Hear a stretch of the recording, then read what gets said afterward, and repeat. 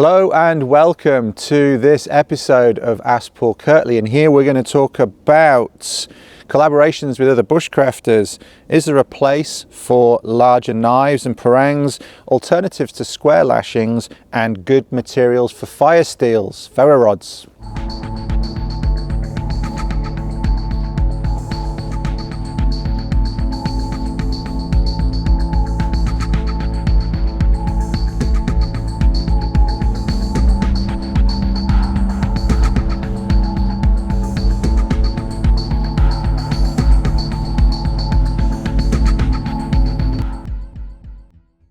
Hello and welcome to episode 86 of Ask Paul Kirtley. It has been a while since the last one, but it's good to be back with more answers to your questions. Now, some of the questions here have been sitting there in my inbox, in the Ask Paul Kirtley inbox for quite some time, but they are all still relevant.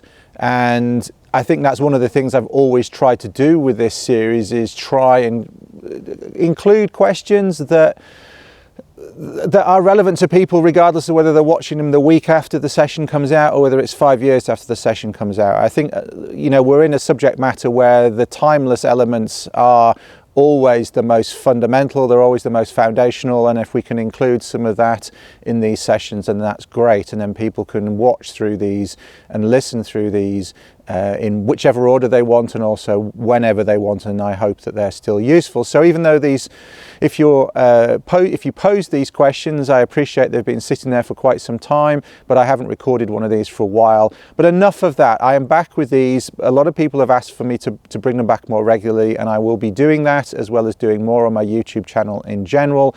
And happy to be doing that. It's been a busy year with catching up still after COVID.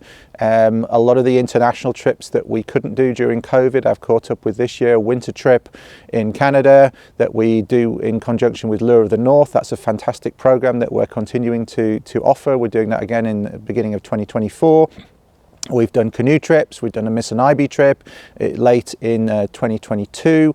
We did a Porcupine River trip in 2023. I was in Australia for 6 weeks, including a couple of weeks of teaching there. I've been over to Arizona to visit Cody London and do one of his courses.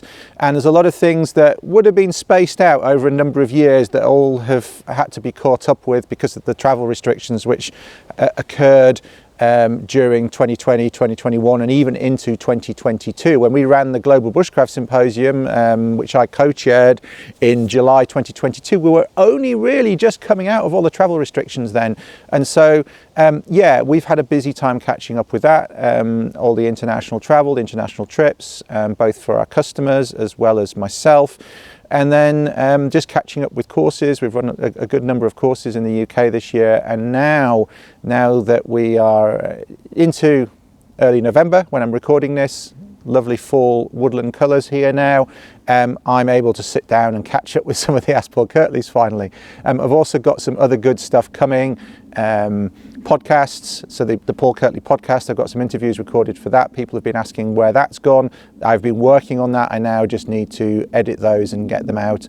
And then also some more material for my YouTube channel as well. People have been asking for more material there, and that's an area I'm going to focus on going forwards. Definitely, I think there's value in me creating more content for my YouTube channel, so keep an eye out on that. And then the other thing people have been asking me about, I often like to sit here and have a coffee when I'm doing these. It keeps my brain going while I'm answering these questions. A thing that people have been asking about though is, and there is a link with the coffee, people have been asking me how can they support me doing the Ask Paul Kirtleys. And I've set up, and this is something Ray Goodwin did, and he advised me, he said, oh, this is actually quite a good little thing to do. There's something called buymeacoffee.com. And so I've set up an account, I've set up a page, buymeacoffee.com/Paul Kirtley. And you can go there, and it's a small donation, and you can buy me a coffee for the next Ask Paul Kirtley if you want. Of course, no obligation. You can watch these for free. That's the whole point of these. You can watch them for free on YouTube. You can listen to them for free on your favorite podcast platform where these are put out. And this is quite a long intro for this Paul Kirtley, Ask Paul Kirtley session, but I haven't done one for a while.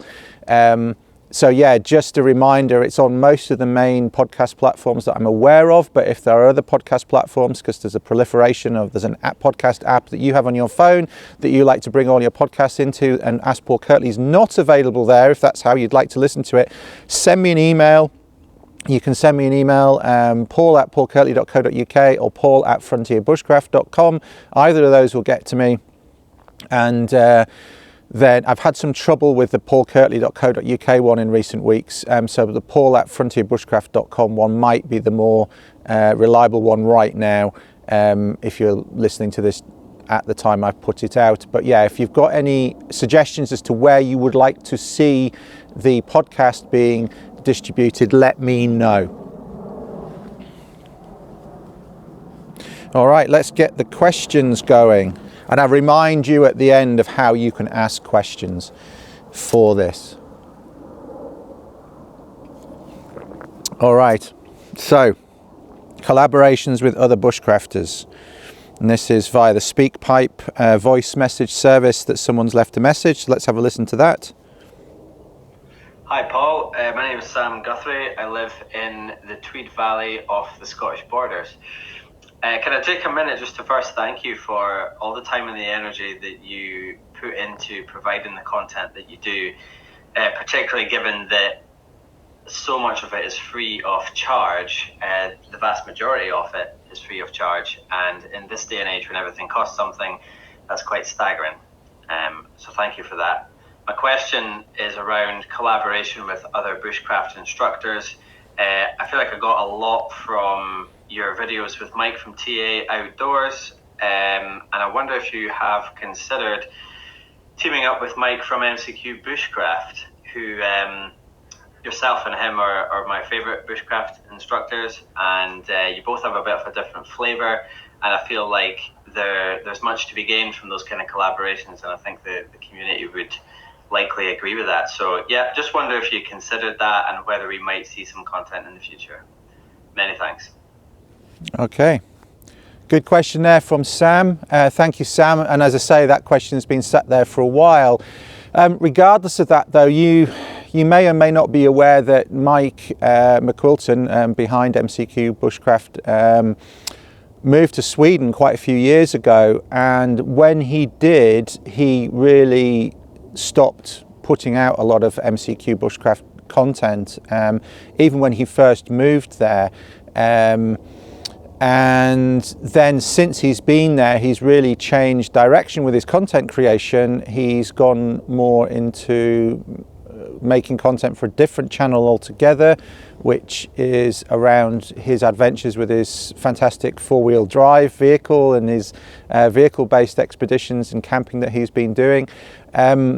And I also know, I would have said that had I answered this question at the time, because that's been happening for quite some years, that change. That's been, a change that happened quite a few years ago. But Mike's got a lot of back material there still on his MCQ Bushcraft channel, but he hasn't been creating any new stuff for it for quite some time. I've communicated with Mike over the years. I agree, he's got a really nice way about him. His delivery is very nice. He's got a nice perspective with, with the videos that he made, particularly around what he did with shooting. Although I know that that's also become problematic for YouTube creators now, that a lot of that type of material is just not wanted on YouTube, or if it is put on YouTube, it's either demonetized or it's actually, it almost seems like it's automatically edited, where anything to do with showing a dead pigeon or a dead rabbit or anything, it's almost like it's automatically edited out somehow or covered over with blurring.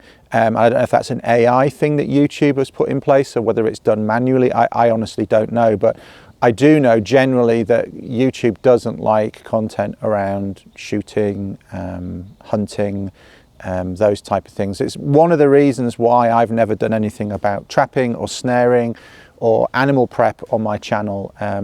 Those that are in my online courses will know that that's an area that I do teach, and people who've been on my courses know that that's an area that I do teach. I just don't put it on YouTube.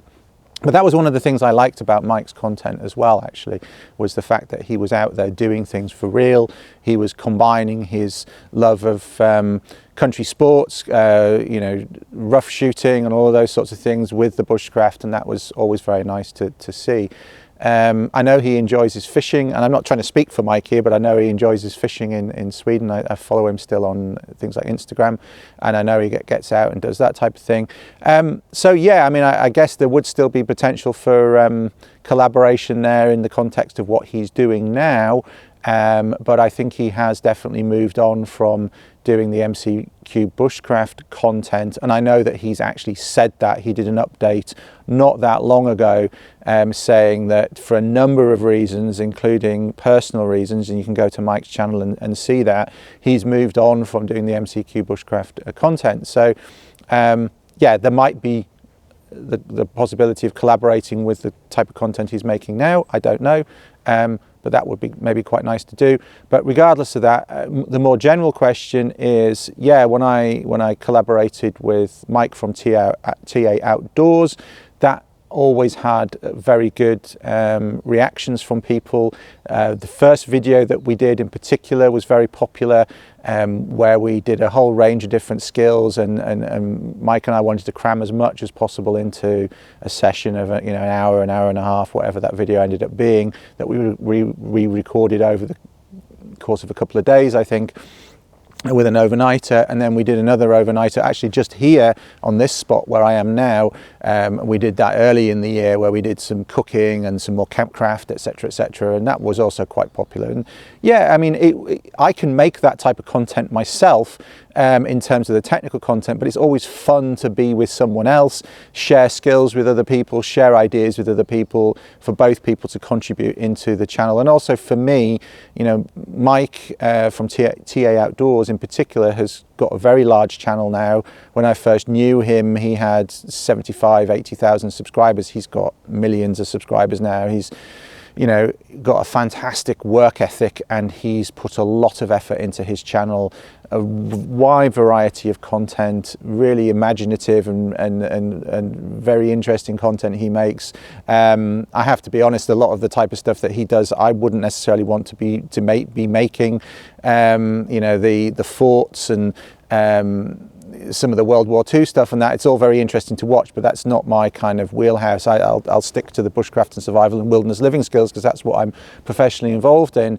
But it's fun to collaborate with other people. It's fun to work with other people who like to film in a similar way. That Mike's very fast at filming. He gets the shots quickly, and it's great to collaborate with him, because he's all about making good videos as well, and it's good for me to be on people like Mike TA Outdoors channel, because he's got a much bigger audience than me, and that brings me a bigger audience, but it also brings him a lot of valuable content having me on the channel as well. So it'd be nice to do some more with Mike. We did talk about doing some more for the TA Outdoors channel, but then I had to travel, and we just, for various reasons, our schedules didn't match up, and we posted that and said we'll come back to that at some point, and we haven't done yet. So yeah, a third collaboration with Mike might be quite fun at some point.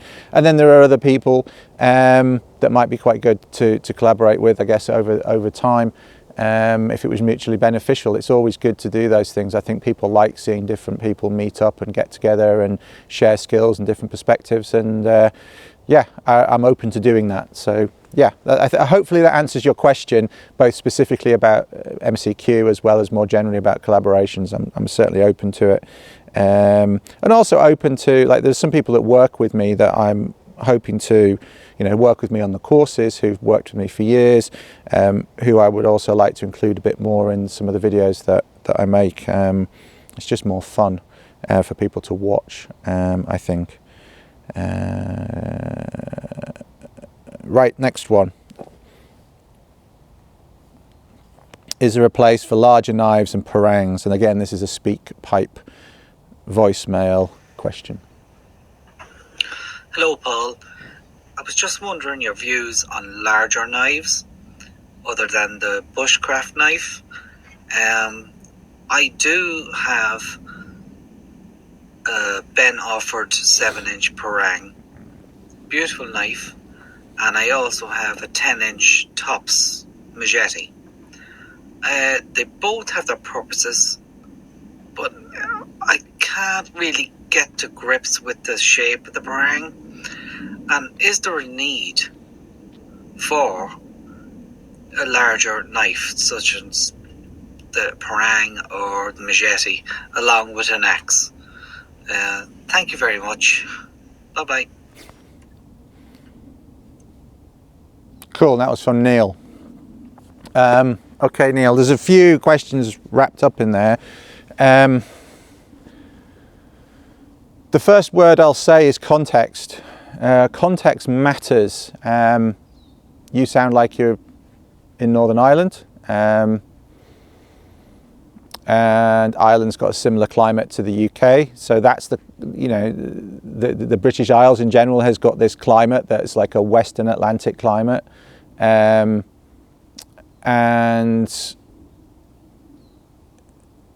it's on the west coast of Europe. You've got this Atlantic weather that's relatively warm and wet that comes up. We live in a wet place, plenty of water, plenty of hardwoods, some introduced softwoods. Very much mixed deciduous woodland is the native woodland, which is mainly hardwoods, and that's the context that we're in. We might be in some softwood plantations, we might be in some hardwood, more native type forests, and those are the sorts of materials that we're working with. So context is important, whereas if we're in the tropics, we might be dealing with bamboo, we might be dealing with lianas, so big climbing vines, and if we're in the boreal forest, we might be dealing with more pines and spruces exclusively. But regardless of them being softwoods, they're also slow growing. The rings are very close together. They're quite knotty. They're quite hard. They're quite tough. And so there's the context of where you are. And, if you're in Australia, again, you might be tropical, you might be subtropical, you might be temperate. It depends where you are, what tools really come to the fore. That's the first thing that I would say. And I'll come back to that perhaps. And then the other thing that's also really in context bucket, if you like, still considering context, is are you turning up to the woods with a truck, with a pickup truck, with a four-wheel drive, with a vehicle, with a load of stuff in your trunk? Are you turning up with your tent and your cooler and all the tools that you might want? You can have an axe. You can have a range of axes, you can have a parang, you can have a machete, you can have a number of different saws, all at your disposal for doing whatever you want around camp, practicing whatever skills you want to practice. And that's some context. Are you hiking in just a short distance from maybe a trailhead to a fixed camp where you're going to be, and then again just operating in that area, practicing skills, building a camp cooking rig like I did with Mike from TA Outdoors, for example, where we're going to cook some elaborate meals, but we're not really traveling? Or are you making a journey by foot? Are you making a journey by canoe or snowshoe?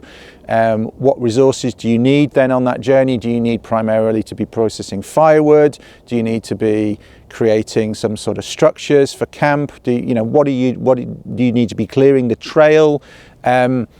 What are you doing? And I think all of those questions feed into what's the best tool.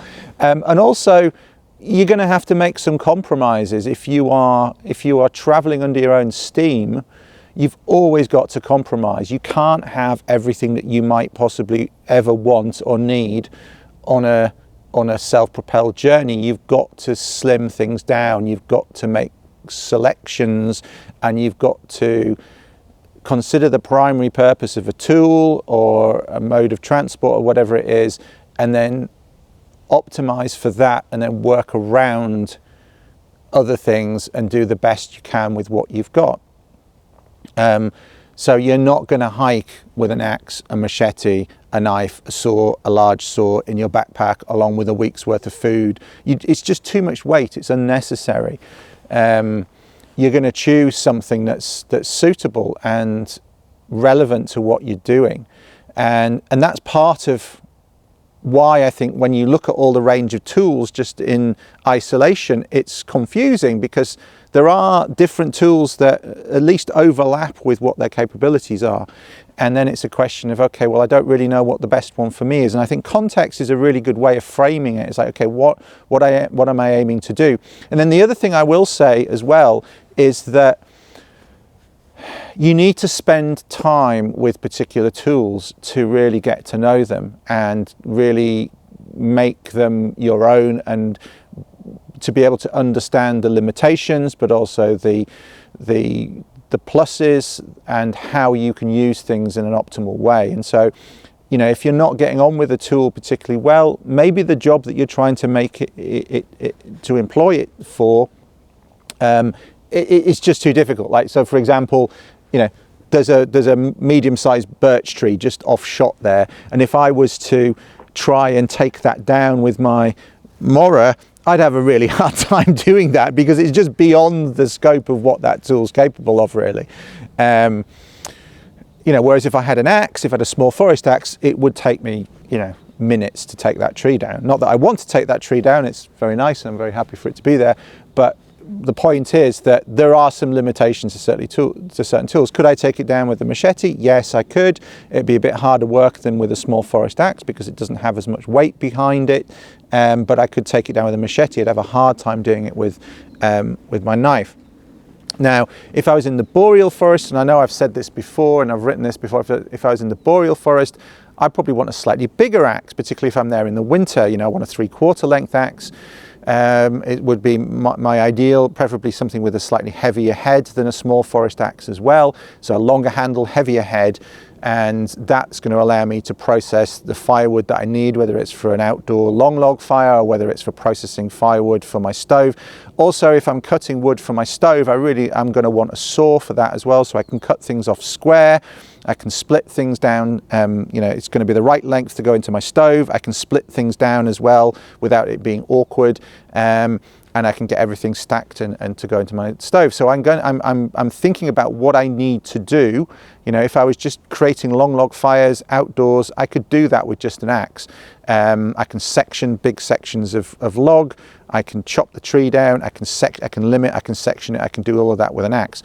Yes, a saw might be helpful for the sectioning, but once I come to sawing things up into smaller, shorter sections, like, it's very wasteful to do that with an axe. You lose a lot of material. I'm going to specify I'm going to take a saw.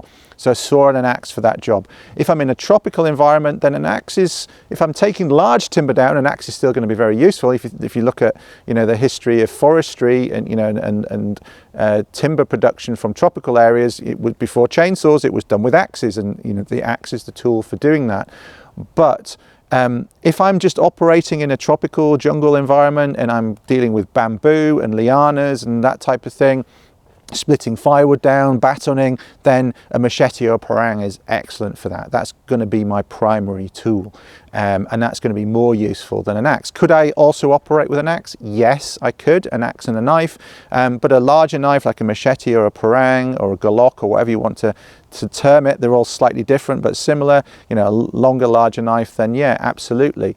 Now someone's going to go, someone is in the comments is undoubtedly going to say, well, yeah, the Sami in the north, they also had some big knives, and yeah, they did have some larger, you know, the traditional northern Scandinavian knife that probably have a small one that was on their person all the time, and a larger knife that was on an outer belt, perhaps for cutting small green wood, for doing things around the wood. They weren't felling large trees with those knives. It was more cutting small to medium sized stuff for various reasons, including some of the things that they needed to do with tending the reindeer. And yeah, that knife was a useful thing to have.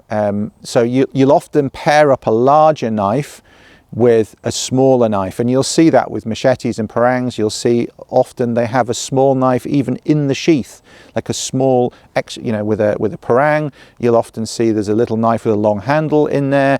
Even with the kukris, for example, the traditional Gurkha knives, they have small knives in there as well for doing small jobs.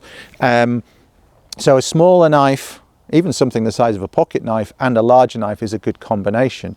So I would think about those sorts of things. You're not necessarily going to be using it in isolation, complete isolation, but you're also not going to have a full spread of large axe, small axe, parang, machete, saw, folding buck saw, folding pruning saw, all at the same time. I think you're going to have one or two tools. In most environments, you're going to have an axe and a knife, an axe and a saw, a parang and a smaller knife, maybe a pocket knife, depending on where you're going, what you're doing. And I think you've got to think about the context. So yeah, absolutely. To answer your question, is there a place for larger knives? Absolutely. They're very important in a lot of environments. And I would say they're also the primary tool in some environments, particularly for certain types of travel. Now, there is an overlap, like say you're making something that's a bit too large to make, or it's too slow to make it with your bushcraft knife. You want to remove quite a lot of material. Maybe you're making a larger utensil, maybe you're making a throwing stick, a rabbit stick, and you want to take quite a lot of material off quite quickly. It will take you quite a long time with your belt knife. You could do that with a hatchet, you could do that with a small forest axe, you could also do that with a machete or a parang, and you can get that material off quite quickly with any of those. But they've all got a slightly different action to them, different balance, and you need to practice with them to get used to it, and it takes time. And so as I say, spend time with the tools, and just, it's a bit like knots. You can learn a knot, but unless you use it a lot and make it your own and find the use cases for yourself, you'll tend to forget it. You have to spend time with that knot. Even if you use another knot for a particular job, if you learn a new one, it's like, well, can I use that for, maybe it's tensioning I've got a tarp just here that I'm sleeping under. Can I tension the ridge line with a different knot? I've just learned this other type of way of creating a 3-to-1. Can I use that instead of what I normally do? And can I use it to tension the ropes that I put at the front and the back of my canoe or my vehicle, to tension those? Can I use it for that rather than the thing that I normally use? And then you learn how to use it and you practice it and you spend time with it. And I think you have to do the same with a tool. So maybe you primarily use a hatchet in the woods for carving, for example, and for doing jobs around camp. And you have to force yourself to leave that at home and take the other tool that you want to get better with and use that instead. So maybe you take the parang, leave the hatchet, and just say, right, I have to use the parang, I have to make it work, or at least I'm going to learn what the edges are of the limitations of what I can use it for and where it works well. And not give up on it too early. I think that was the other thing that people do, is that they're used to using a particular tool, and then they know they can get a job done in a certain time frame with a certain level of ease or effort, and then you give them another tool and they immediately dislike it because it's different. They have to think about it more. It takes more effort initially. They have to adjust their technique. They have to adjust their approach. And a lot of people's reaction to that initially is to push back and go, yeah, I like what I normally use, this is shit. And that's not all. Sometimes something is inferior. I'm not saying that that's not the case, but you have to spend time. And what you'll often find is you'll find ways around the things that you'll find difficult, and then you'll end up kind of going, oh, I'll be happy with this. Like, I get asked about knives all the time, like, what's the best knife to get? What's the best grind? What's the best steel? What's the best make? What's the best? And at the end of the day, as long as it's sharp, that's the main thing. I'm not saying don't be selective. Like, I have a range of different knives that I use for different things, different times and different circumstances. And again, context is important. But at the end of the day, if you spend time with each of those, you'll get good with that particular knife. And if you've spent time with enough different tools, you can get by with just about anything.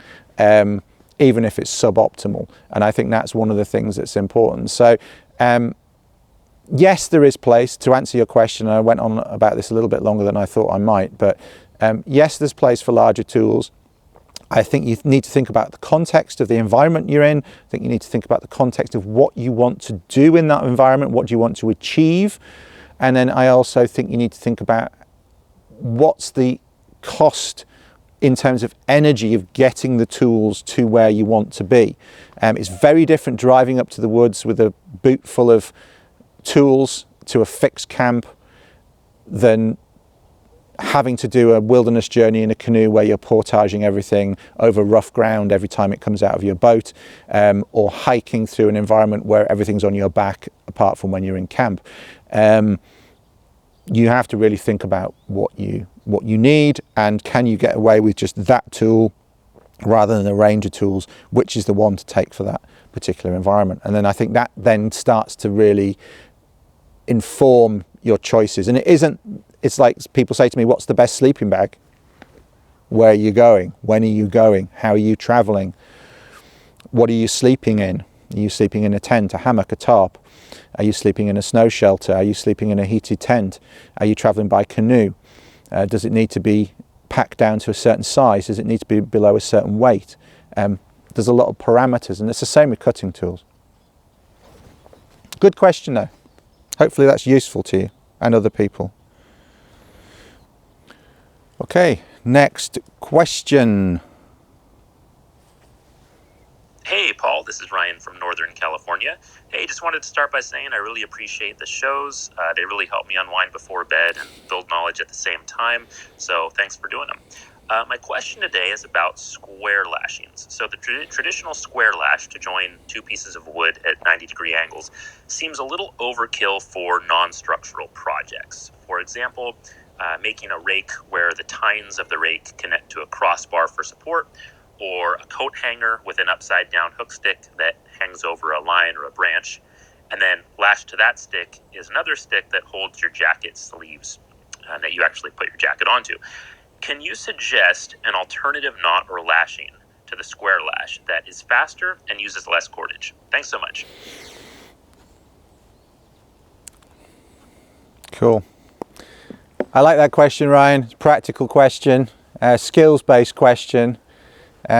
So yes, I think one of the things about a square lashing as well is that's just worth mentioning is that one of the advantages of using a number of wrappings and then the whipping is that you're adding quite a lot of strength there, which is less important if you're using modern nylon cordage like paracord, right? Because it's really strong. But if you think about a more traditional piece of cordage, you know, some sisal or jute twine, for example, that a lot of people have access to, you might need those wrappings for strength, even on something that's relatively small, like our base camp is just over there for one of our course areas.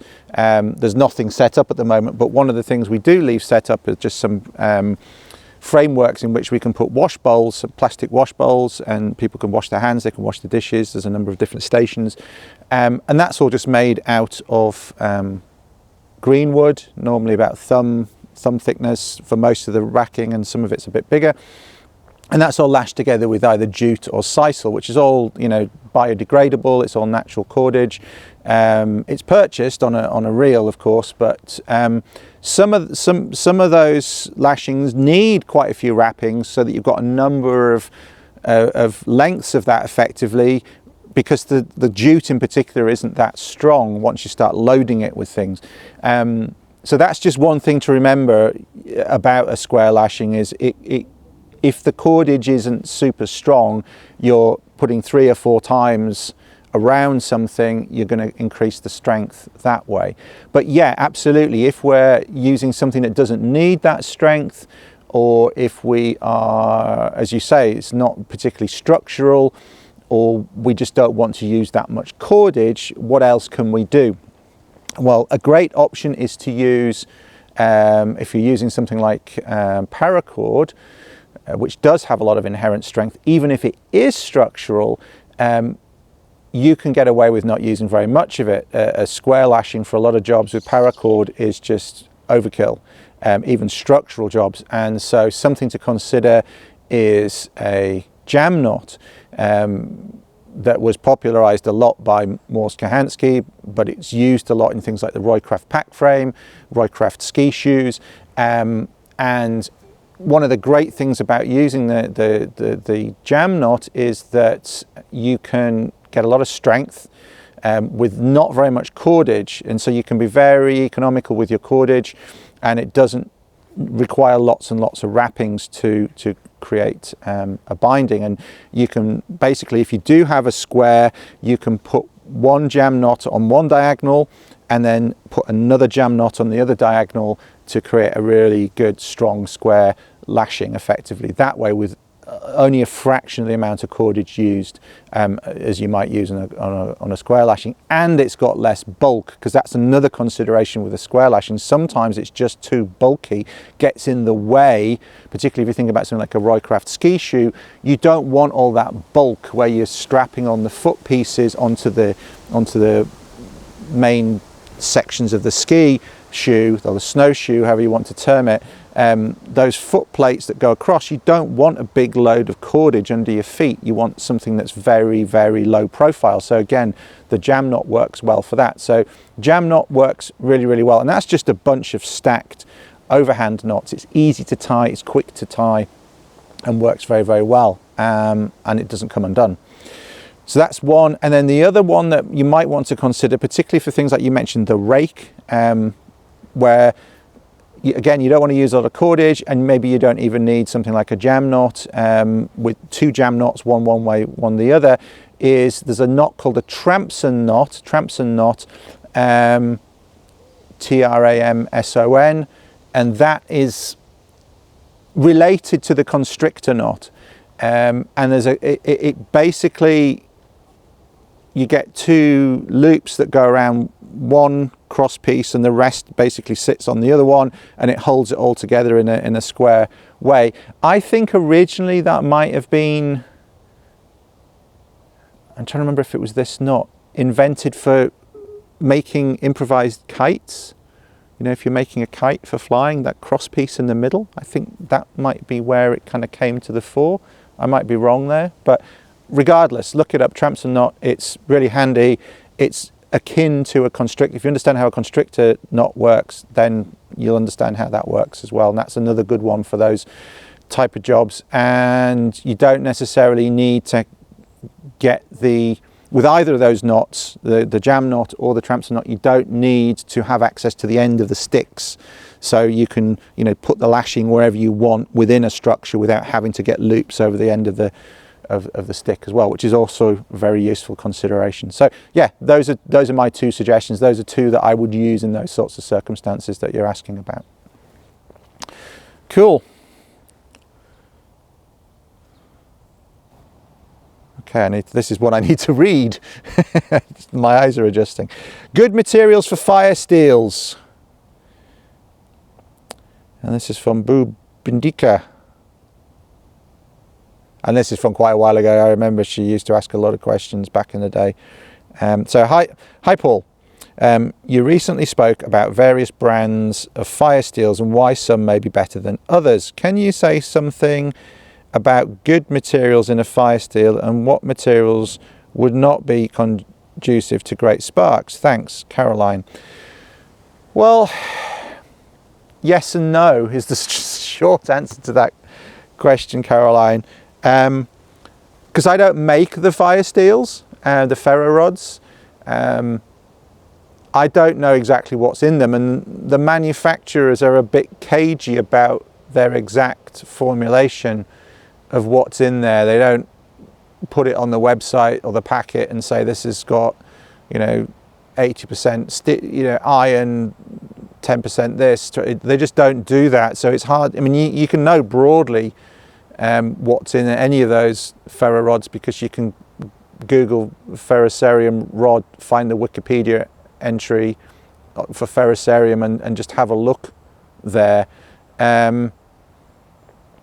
But knowing exactly what is in each manufacturer's product as a user is impossible. It's not like you look on the back of a loaf of bread and can see what the ingredients are. There's no requirement for them to say what the ingredients are. And even if I were to say, right, okay, what you're looking for is 95% this, 2% this, 1.7% this, 6%, I know that's more than 0.6%, I know we've got to more than 100% there if I had that 6, but you understand the point I'm making, which is even if I told you, specified the list of ingredients and in what proportions, you can't then go and check against a particular company's product because they don't list them. What's in there. So all I can do really is say, I like this brand, I like this, I've tried this, my students have tried it, I've taught with this, people get on with it, they can use the techniques that I recommend with it. That's the best I can do. And so yes, I do end up having to say, I like this particular brand, I don't like that particular brand, or I don't like the unbranded cheap Chinese ones that you can get that are about half the price of the branded ones on Amazon because they tend to be too soft and some of the techniques don't work with them, or some of them are too hard, some of them don't create particularly large sparks. All I can say is stick to these particular branded products because we know that they're consistently good with all the techniques that we teach, and so that's basically what I do. I like the Swedish Light My Fire Firesteels, which are kind of the original ones of the type that we all tend to carry in our pockets these days, that Lars Falt was involved with the development of. The Swedish Light My Fire ferro rods I think are good. I also like the British produced, or at least put together, Strike Fire ferro rods. They are very good. They're somewhat cheaper than the Light My Fire rods. They're a bit more basic in terms of the handle and the striker, but they work. The actual rod is as good a quality in my mind, in my experience. And in fact, I wasn't paid for it. I was asked if I would make a video for them demonstrating different ways of using those ferro rods, which is on my YouTube channel, but they have it embedded on their website as well. That was just something I was happy to do because I liked the ferro rods, and we give those ferro rods out on our courses to students who come and do our elementary courses, for example. That everyone gets one of those ferro rods to take home with them, along with a Mora knife, and those are the kind of core things that we like people to have: the Mora HD and the Strike Fire ferro rod. And then the other one that I like is the Dragonfire ferro rods that are come from Australian Survival Supplies, and they're also very good, very similar quality, work really well. Nice, different striker again, but it works very well, and I like those as well. So those are the three really that I recommend. There are a few others that I've used over the years that aren't bad, but those are the three that I recommend particularly, that you can get hold of in pretty much any part of the world. I think one or the other of those. So hopefully that's useful. I can't tell you what's in any of them because I don't know, and even if I did know, you couldn't go and check it against other manufacturers anyway. All right, that is the last of those questions. Just 4 questions this time. I know that's been quite a long session. I feel like I'm just winding back up into being able to do these, and had to remember what the format was. I haven't done one for quite a while, so what did I used to say at the beginning of these? The other thing I should remind you of is how to ask a question. If you go to my website at paulkirtley.co.uk and click on the thing in the menu that says Ask Paul Kirtley, it tells you there all the different ways of asking a question. As I say, the paulkirtley.co.uk email inbox has been a bit problematic recently. I need to work on that. The server's been moved to a new host, and that wasn't my choice. The company was sold. The hosting company I was using was sold, and they've moved to a different the company that's bought them, and the emails being a bit dicky. So I would hold off sending an email, but certainly the voicemail recording, the SpeakPipe system works very well. You can just record straight off the paulkirtley.co.uk website.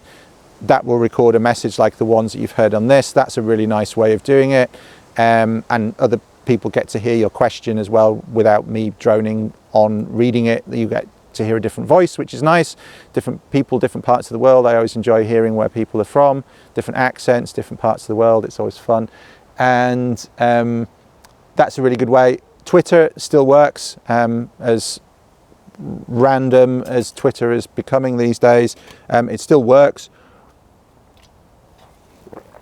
And you basically just need to make a post on Twitter and include the hashtag #AskPaulKirtley.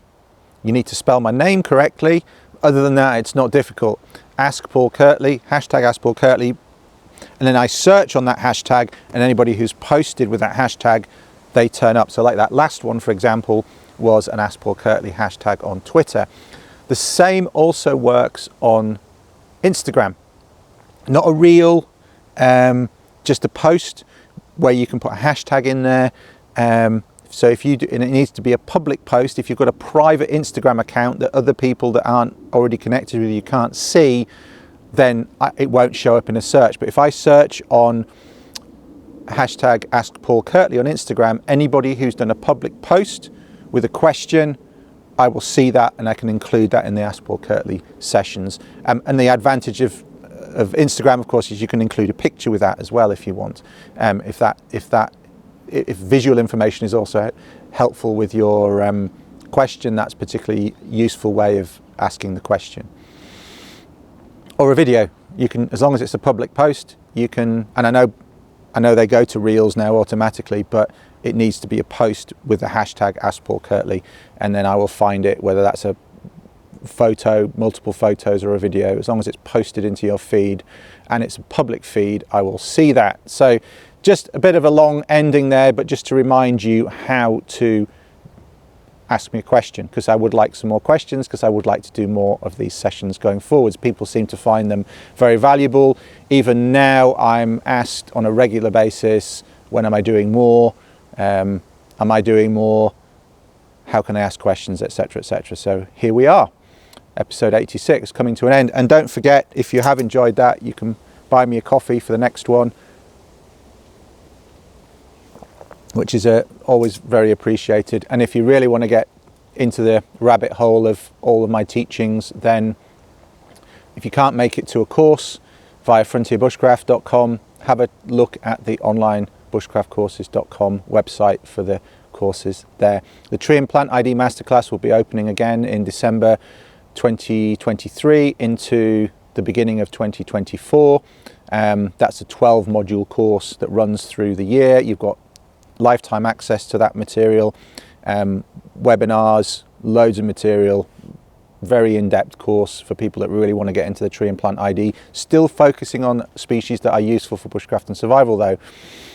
And then there's also the core online elementary course, which is all the really foundational bushcraft skills that you need to have. And then of course you can add the continuation study series onto that if you wish.